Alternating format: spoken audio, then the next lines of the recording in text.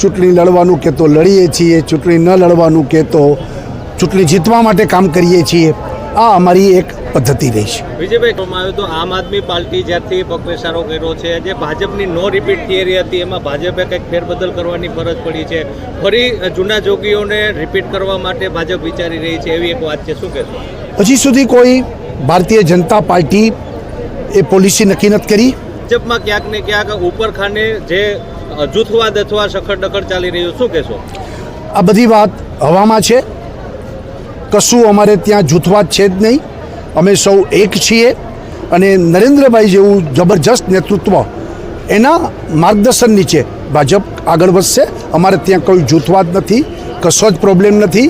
કોઈથી અમે ગભરાતા પણ નથી. અમે અમારી રીતે આગળ વધીશું. જૂથવાદ અથવા સખડ-દખડ ચાલી રહ્યું, શું કહેશો? આ બધી વાત હવામાં છે. કશું અમારે ત્યાં